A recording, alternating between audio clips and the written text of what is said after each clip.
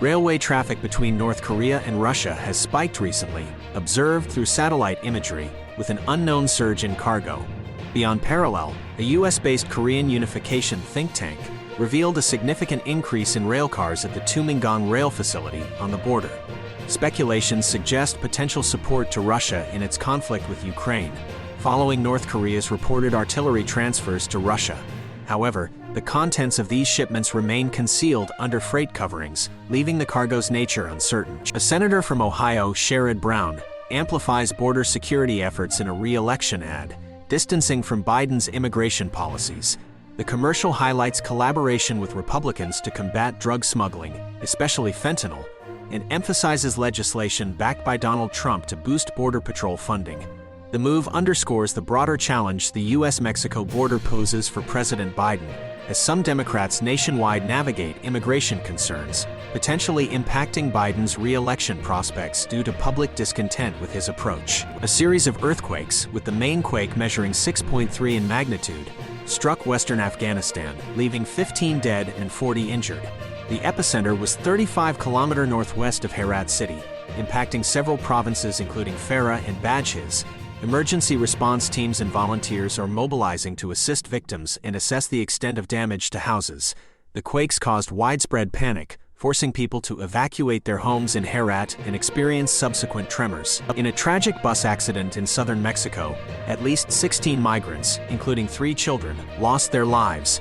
The bus, carrying around 55 Venezuelan and Peruvian asylum seekers, overturned in Oaxaca. The cause of the crash remains unknown, and 29 others were injured. The incident adds to a series of migrant fatalities in Mexico amid an influx of migrants heading towards the US border. The survivors are receiving medical aid, emphasizing the urgent need for improved migrant safety measures. 16-year-old Ali's last memory of his mother, Narges Mohammadi, was a breakfast she made before disappearing, leaving him and his twin sister Kiana at age 8.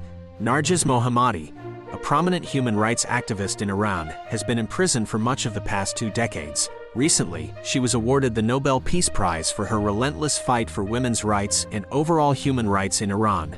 Despite harsh conditions in Evin prison, her powerful voice continues to resonate, advocating for freedom and justice. Heavy rain is forecasted to hit the Northeast this Saturday, posing a flood risk for New York City, the second consecutive weekend of such weather. A cold front and remnants of former tropical storm Philippe will drench areas from northern New Jersey to Maine, carrying a slight risk of excessive rainfall. Gusty winds and high surf are also anticipated, particularly in eastern Maine and along the New England coast. Though not as intense as last week's record-setting rainfall, flood watches are in effect for several regions. Rainfall amounts of 1 to 3 inches are expected, with up to 5 inches in Maine and parts of northern New England where the heaviest rain is anticipated. Maine is likely to experience the most significant impacts from Philippe's remnants. Israeli Prime Minister Benjamin Netanyahu announced a state of war after an early morning surprise attack from Gaza resulted in at least 22 casualties. Hamas claimed to have seized Israeli soldiers as its militants infiltrated Israel using paragliders by land, sea, and air. The assault followed a barrage of rockets fired from Gaza into Israel. The Israel Defense Forces engaged in combat across multiple locations, while residents reported attempted break-ins. This attack coincides with the 50th anniversary of the 1973 war during Yom Kippur, a significant day in the Jewish calendar.